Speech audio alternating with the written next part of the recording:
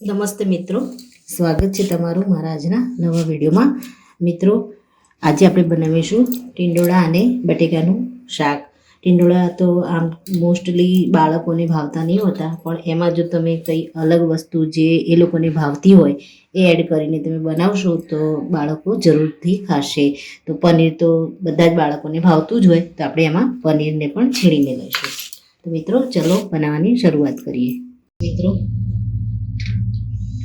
શાકને આપણે ધોઈ અને સમારી અને રેડી રાખીએ તો સરસ એવું ફટાફટ જ બની અને રેડી થઈ જાય છે.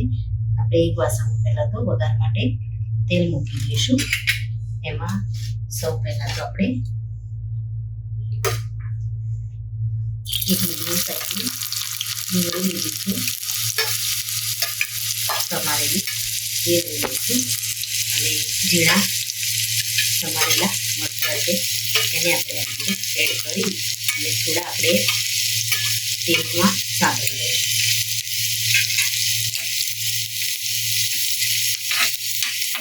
હવે આપણે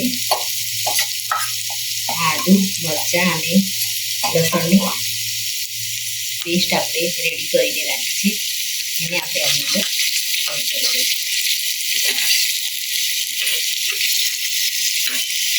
અમુક એવા શાક હોય છે ત્યાં આપણે ગમે તેવા મસાલેદાર બનાવીએ તો એ પણ બાળકો નથી જ ખાતા હોતા. તો એ લોકોને જે ભાવતું હોય એ વસ્તુ જો અંદર એડ કરી અને આપીએ તો એના ટેસ્ટ સાથે બાળકો જરૂરથી ખાય છે. એટલે આમાં આપણે મસાલા કરી દઈશું. સૌથી પહેલાં તો આપણે આમાં મીઠું એડ કરીશું, જેથી મસાલા સારી રીતે કૂક થઈ જાય. ટેસ્ટ મુજબ મીઠું લઈશું, થોડી આપણે હળદર એડ કરી દઈશું. ધાણા પાવડર આપણે એડ કરીશું.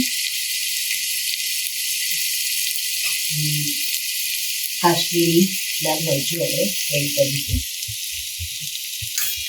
લીલા મરચાંનો આપણે ઉપયોગ કર્યો છે એટલે કલર માટે આપણે કાશ્મીરી લાલ મરચું એડ કરીશું. ડુંગળીને થોડી સોફ્ટ થવા દઈશું. સેજમાં પાણી એડ કરી દઈશું આપણે, જેથી મસાલા છે એ અંદર ચોંટી ના જાય.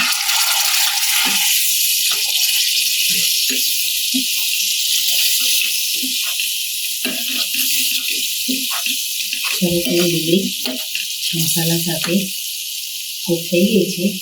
હવે આપણે ટીંડોળા સમારીને જે રાખ્યા છે ટીંડોળા બટાકાને આપણે આમાં એડ કરી દઈશું.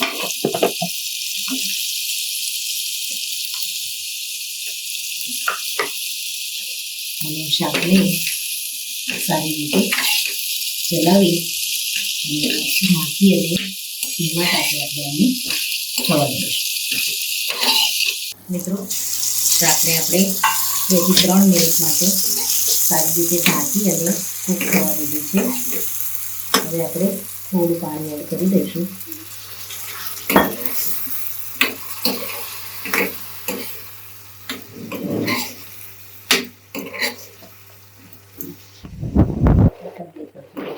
પાણી એડ કરીશું. પનીર આપણે હવે જે છીણીને રાખ્યું છે એને આપણે આની અંદર એડ કરી દઈશું.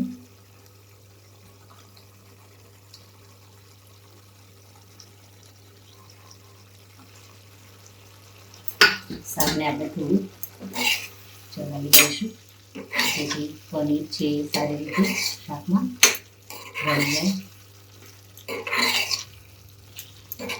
સારી રીતે ચલાવી અને ધીમા તાપે આપણે ફરીથી ઢાંકણ ઢાંકી અને 4 થી 5 મિનિટ માટે કૂક થવા દઈશું. ઉપર આપણે થોડું પેસ્ટમાં પાણી એડ કરી અને મૂકીશું, જેથી શાક નીચે ચોંટે નહીં. કોઈ પણ ઢાંકણ તમે આની ઉપર ઢાંકો તેના પર થોડું પાણી એડ કરી અને મૂકશો તો શાક નીચે ચોંટશે નહીં. થોડું તમને જરૂર લાગે તો પાણી એડ કરી લેવાનું.